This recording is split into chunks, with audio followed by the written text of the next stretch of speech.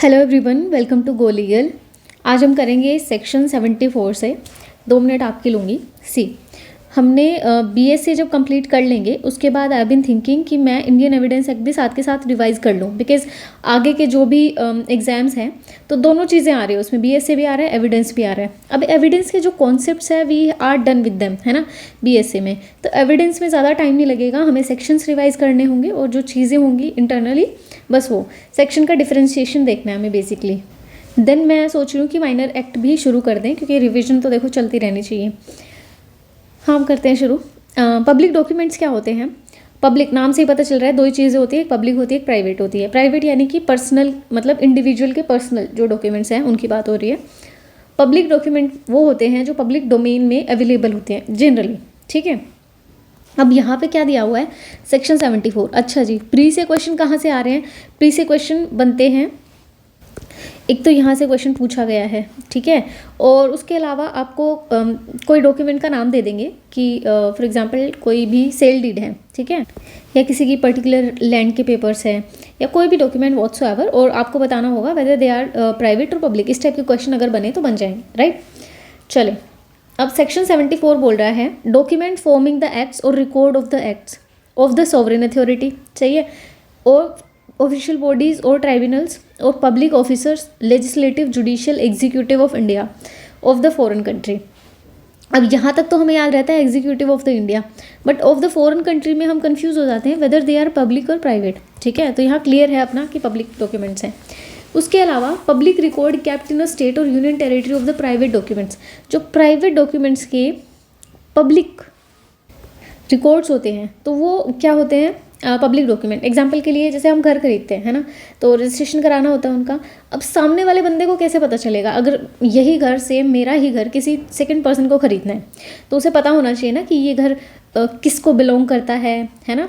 तो कहाँ से, रजिस्ट्री ऑफिस से पता कर सकते हैं कि ये घर जो है XYZ बंदे का है या नहीं है, मैं उससे खरीदना हूँ, कागज़ नकली नहीं है ना। 100 चीज़ें हम चेक करते हैं। उसी तरीके से पब्लिक रिकॉर्ड्स जो हैं प्राइवेट डॉक्यूमेंट्स के मेंटेन किए जाते हैं। नेक्स्ट है all other document except the document referred in subsection 1 are private. उसके अलावा सारे प्राइवेट डॉक्यूमेंट्स हैं। तो क्या प्राइवेट डॉक्यूमेंट की कोई डेफिनेशन दी गई है? नहीं, कोई प्राइवेट डॉक्यूमेंट्स की एज सच कोई डेफिनेशन नहीं दी गई है, बट ये बोल रखा है कि, या आप इसे बोल सकते हैं कि एक नेगेटिव डेफिनेशन है ना, जो इसमें नहीं है वो इसमें आ जाएगा, बस ऐसा। नेक्स्ट है हमारा certified copies of the public document. अब ये कह रहे हैं कि वो सर्टिफाइड कॉपी कौन सी होगी, क्या क्या लिखा होगा उस कॉपी में कि हम माने कि ये सर्टिफाइड कॉपी है ना। चेक तो करते हैं ना कि फेक नहीं हो, तो क्या चेक करना है हमें। ये कह रहे हैं कि every public officer have the custody of the public document which any person has the right to inspect, ठीक है, कोई भी बंदा जो है इंस्पेक्ट कर सकता है। Shall give that person on demand A copy of on payment, पहली बात तो आपको पेमेंट करनी होगी, सही है, of the legal fee therefore together with the certificate, यानी कि आपको एक सर्टिफिकेट तो मिलेगा, सही है। रिटन एट द, अब इस सर्टिफिकेट पे क्या लिखा होगा, written at the foot of the copy that it is a true copy of such document, foot पे लिखा होगा कि ये जो है ट्रू कॉपी है। As the case may be and such certificate shall be dated, इस पर एक डेट होगी, ठीक है, and subscribed by such officer with his name, और उसके नेम के साइन होंगे, ठीक है, और उसका टाइटल होगा कि वो किस अथॉरिटी से आपको इशू कर रहा है। शेल बी सील, उस पर सील होगी। तो क्या क्या चीज़ें याद रखनी है, एक तो पहली चीज़ उसके फुट पे लिखा होगा कि सर्टिफाइड कॉपी है, ठीक है, नंबर 1। सेकंड क्या लिखा होगा कि उस ऑफिसर का नाम होगा। थर्ड है उसके टाइटल होंगे, डेट लगी होगी, उसके अलावा सील। तो 5 चीज़ें हैं, you just have to check. Whenever such officer is authorized by law to make use of the seal and such copy so certified shall be called a certified copy. Explanation देखते हैं। Any officer who by the ordinary course of official duty is authorized to deliver such copy shall be deemed to have the custody of the document. यही माना जाएगा कि custody उस document की उसी officer के पास है, ठीक है। डीम्ड कस्टडी क्यों बोलेंगे, क्योंकि अब वो सारे हाथ में लेके तो नहीं बैठा होगा, एक पर्टिकुलर सेफ में ही जो सारा डेटा है वो कलेक्ट होगा, सही है, इसलिए। नेक्स्ट है proof of the document by the production of the certified copy. Proof such certified copies may be produced in proof of the content of the public document, किसका, कंटेंट ऑफ पब्लिक डॉक्यूमेंट, और a part of the public documents of which they purports to be copied, सही है। अपन ने जब उसमें किया था कि किस किस केस में हम सेकेंडरी एविडेंस दे सकते हैं, तो उसमें आया था जहाँ जहाँ सर्टिफाइड कॉपी अलाउड होगी, ठीक है, डॉक्यूमेंट्री केस में, डॉक्यूमेंट्री एविडेंस के केस में। अब है proof of other official documents. The following public documents में बी प्रूव्ड एज फॉलोइंग, क्या क्या, एक्ट्स, ऑर्डर, नोटिफिकेशन ऑफ। अब ये कैसे प्रूव किए जाएंगे? अगर act, order, notification of central government की बात है तो by record of the department या certified by the head of those department respectively. ये प्री के लिए है, मेंस में जनरली यहाँ से क्वेश्चन नहीं है, जनरली बोला है मैंने, सही है। By any document purporting to be printed by the order of such government, यहाँ से क्वेश्चन पूछा गया है, that's why I mention star here. और उसके अलावा जैसे प्रोसीडिंग ऑफ पार्लियामेंट स्टेट है तो printed by the government concern, सही है। प्रोक्लेमेशन और ऑर्डर और रेगुलेशन बाय द कॉपीज और extracts contain in the official gazette, सही है। फॉरेन कंट्री के जो भी डॉक्यूमेंट्स हैं उनके केस में क्या है, copy of copy certified under the seal of the country और सोवरेन और by the recognition thereof in the central act. तो इसमें ज़्यादा कुछ ऐसा है नहीं जो समझने वाला हो, बस एक बार रीडिंग लेनी है और याद कर लेना है। नेक्स्ट है हमारा जो टॉपिक है वो है presumption as to the documents. अब यहाँ पे सिर्फ डॉक्यूमेंट्स की प्रिजम्पशन की बात है, ठीक है। प्रिजम्पशंस तो फैक्ट्स की भी होती है, ठीक है, और अदर जो अपन ने करी थी presumption of law, presumption of facts. तो मैं जब पढ़ रही थी तो आई आस्क्ड माय फ्रेंड कि यार प्रिजम्पशन को ऐसा जब आप डिफाइन कैसे करेंगे लॉ में, तो ही गिव मी दिस छोटा सा पॉइंटर कि ऐसे तुम लिख लो ताकि तुम्हें याद रहे, है ना। तो क्योंकि इस पर ना क्वेश्चन आता है मेंस में, तो मेंस में आंसर भी लिखना पड़ेगा, तो मैंने एक छोटा सा पॉइंटर लिख दिया था कि हाँ मैं ऐसे मुझे याद रहेगा।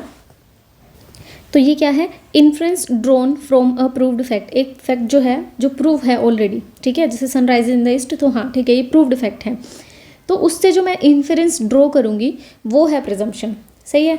अब मैंने थोड़ा सा और लिख लिया, the rule of law to allow the court to make the inference, ये एक रूल ऑफ लॉ है जो अलाउ करता है कोर्ट को to make an inference drawn from judicially noticeable fact and ये admitted facts, right, legally proved to the satisfaction of the court, सही है। If you want to write it down अपने bare act पे लिख लो, no issue, writing को थोड़ा ignore करना, रही, सही है। ये मैंने याद करने के लिए लिखा है कि 78 से 87 जो है शेल प्रिजम्पशन में आते हैं, शेल प्रिज्यूम में, और इसमें एक 91 और ऐड हो जाएगा। जब एक बार पढ़ लेंगे then I let you know कि कैसे याद रखना है, सही है। ये कह रहा है presumption as to the genuineness of the certified copies. अभी कह रहा है कि यही से देख लो, ठीक है, इसे अभी पढ़ो भी मत। ये कह रहा है genuineness of the certified copy, यानी कि एक जो सर्टिफाइड कॉपी कोई प्रेजेंट कर रहा है ना, तो कोर्ट ये मानेगा कि ये कॉपी जो है जेन्युइन है। अगर आपको लग रहा है कि इशू है तो you bring the other evidences to prove that thing wrong, सही है। कोर्ट तो शेल प्रिज्यूम ही करेगा। Court shall presume to be genuine every document purporting to be certified copy or other document which is by law declared to be admissible as an evidence of any particular fact or which purports to be duly certified by any officer of the central government or state government provided that such, अच्छा ये भी याद रखना है, duly certified by the officer, duly certified, provided that such document is substantially in the form and purports to be executed in the manner directed by law। अपन ने भी पढ़ा था कि उस सर्टिफिकेट पे क्या क्या होना चाहिए, वो सारी चीज़ उस सर्टिफिकेट पे मेंशन है। तो कोर्ट ये बिलीव करेगा कि हाँ this document is genuine and the other party if have any issue तो they have to bring other evidences to prove that wrong, right. Next है the court shall also presume that any officer by whom any such document purports to be signed or certified held when he signed it the official character which he claims in such paper। तो the person जो भी वो certifying authority है he should hold that character at that time जो वो वो certificate issue कर रहा है, सही है। यानी कि क्या है, ये भी कोर्ट की प्रिजम्पशन है। नेक्स्ट है हमारा section 79 presumption as document produced as a record of evidence etcetera. तो जैसे मतलब मैंने जैसे याद करा है, फर्स्ट में certified copy 78 certified copy, second जो 79 है वो एविडेंस से मैंने याद किया है। सेक्शन क्या बोलता है, when ever any document is produce before any court purporting to be a record or memo of evidence or of any part of the evidence given by the witness in a judicial proceeding or before any official officer authorized by law to take such evidence or to be statement or confession by any prisoner or accused person taken in accordance with the law and purporting to be sign by the जज और the magistrate और by such officer of. यहाँ पे सीधा क्या है कि मैंने एक स्टेटमेंट दी है कोर्ट में, ठीक है, it can be statement, it can be confession और अदर एविडेंस व्हाटसोएवर, और मैंने वो जो एविडेंस दिए हैं वो किसी मजिस्ट्रेट के आगे दिए हैं या जज के आगे दिए हैं या any person who is authorized to take such evidences. तो कोर्ट की प्रिजम्पशन क्या होगी उसके रिगार्डिंग कि जो डॉक्यूमेंट है वो जेन्युइन है, ठीक है, और उसके अलावा to be made by the person signing it और आर ट्रू, ठीक है। और नेक्स्ट है सच एविडेंस स्टेटमेंट और confession was duly taken. Duly taken का मतलब क्या है कि सारी जो रिक्वायरमेंट्स है वो पूरी की गई है, ठीक है। 164 में जो रिक्वायरमेंट्स है कि अगर कन्फेशन रिकॉर्ड कर रहे हैं तो आपको सामने वाले को बताना होगा कि that confession can be use against him, और वो सारी चीज़ें जो भी हैं, सही है। अच्छा, अब पहला हमने कैसे याद किया, सर्टिफाइड कॉपी से। सेकंड हमारा एविडेंस, एविडेंस किसी भी टाइप के हो सकते हैं in front of the court, जो भी हमने दिए हैं वो सारे यही माने जाएंगे कि it was genuine, right. Next है presumption as to the gazetted newspapers और अदर डॉक्यूमेंट्स। सिंपल है, डीप में जाने की ज़रूरत नहीं है, प्रिजम्पशन देखनी है बस। कोई भी गेजेट्स है, न्यूज़पेपर है, न्यूज़पेपर कौन सी वाली की बात हो रही है, जो बाय लॉ रिक्वायर्ड है, ठीक है। नेक्स्ट है हमारा सेक्शन 81, ठीक है। इसमें कैसे याद रखना है, इन इलेक्ट्रॉनिक और डिजिटल, बस ये जो गैजेट है वो इलेक्ट्रॉनिक और डिजिटल रिकॉर्ड्स में है, बस इतना याद रखना है, नथिंग मोर देन दैट, ठीक है। क्योंकि यहाँ से प्री के क्वेश्चन इफ़ इन केस बनते हैं तो सेक्शन वाइज ही बनेंगे, और अदरवाइज भाई प्रिजम्पशन पूछ लेते हैं कि शेल प्रिज्यूम है, मे प्रिज्यूम है, तो बस वर्ड्स और उसके साथ कि उसमें लिखा क्या, मतलब सेक्शन कौन सा है वो याद रखना है। मैं इतना करूँगी, आप देख लेना अगर आपके पास टाइम हो तो यू कैन रीड मोर। उसके बाद है presumption as to the map और द प्लान्स मेड बाय। अब देखो मैप और प्लान की बात 2 बार आएगी। अगर वो made by the authority of the government है तो आंख बंद करके शेल, कुछ भी made by the government of India shall presume, ठीक है। तो सेक्शन और ये याद रखना है बस। उसके अलावा नेक्स्ट है हमारा 83, collection of law and reports of the decision. साफ दिख रहा है ना, कलेक्शन ऑफ लॉ यानी कि कोई सरकारी काम है तो सीधा शेल प्रिज्यूम। रट्टे नहीं मार रही मैं, रट्टे नहीं मरवा रही, मतलब मैं बस बता रही हूँ कि how you have to remember those things, क्योंकि नहीं आते यार, एग्जाम्स क्लियर करने हैं हमें, थोड़ी ना वो पीएचडी करनी है इन सेक्शंस पे। उसके अलावा है देखो सेक्शन 84 क्या बात करता है, power of attorney. Power of attorney का केस आए सीधा शेल प्रिज्यूम, ठीक है, इधर उधर देखना ही नहीं है। नेक्स्ट है इलेक्ट्रॉनिक अग्रीमेंट्स, ठीक है। अब कोई भी एग्रीमेंट है वो रिटर्न फॉर्म में है तो ऑब्वियसली हमेशा शेल प्रिज्यूम। नेक्स्ट है इलेक्ट्रॉनिक रिकॉर्ड्स और इलेक्ट्रॉनिक सिग्नेचर, शेल प्रिज्यूम। कुछ इससे ज़्यादा नहीं पढ़ना, मैंने पढ़ लिया, इसके अंदर कुछ है नहीं, that's why I am saying कि इतना इनफ है। अगर फिर भी आपको पढ़ने का मन हो रहा है, ऐसे क्रेविंग हो रही है, तो जितना मैंने हाईलाइट कर रखा है उतना पढ़ लो, सही। उसके बाद है इलेक्ट्रॉनिक सिग्नेचर, शेल प्रिज्यूम।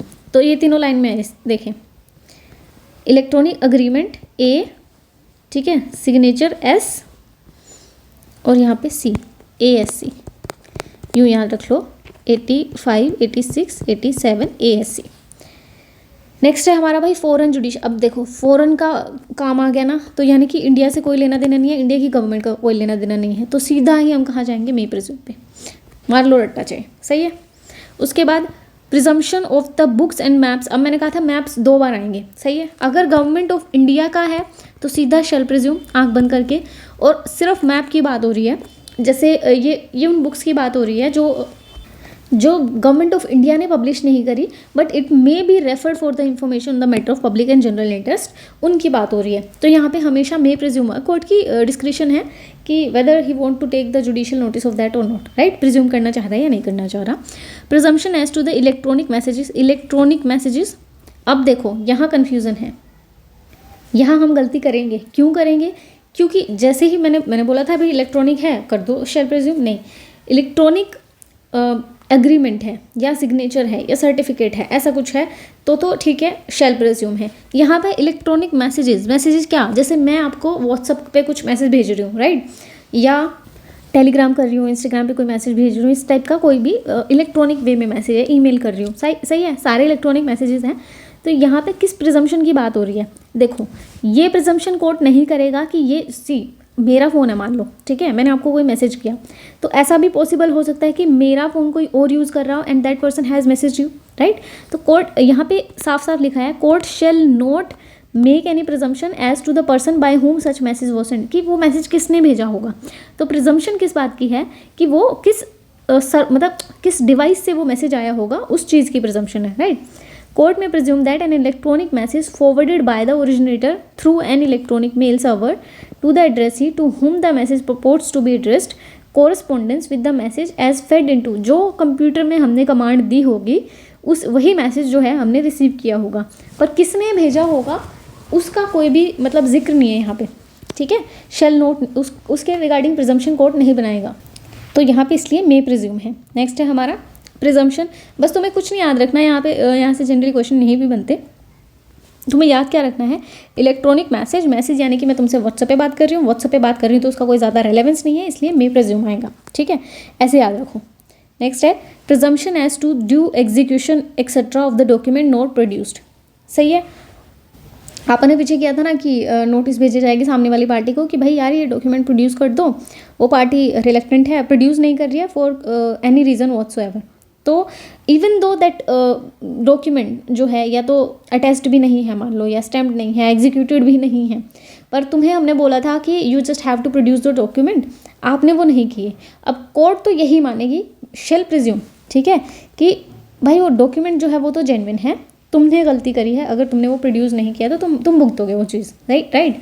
तो कोर्ट तो शेल ही प्रिज्यूम करेगा उस चीज़ को। तो बस यही कह रहे हैं कि उसकी ड्यू एग्जीक्यूशन को कोर्ट जो है वो प्रिज्यूम करके रखेगा। नेक्स्ट है presumption as to the document 30 years old.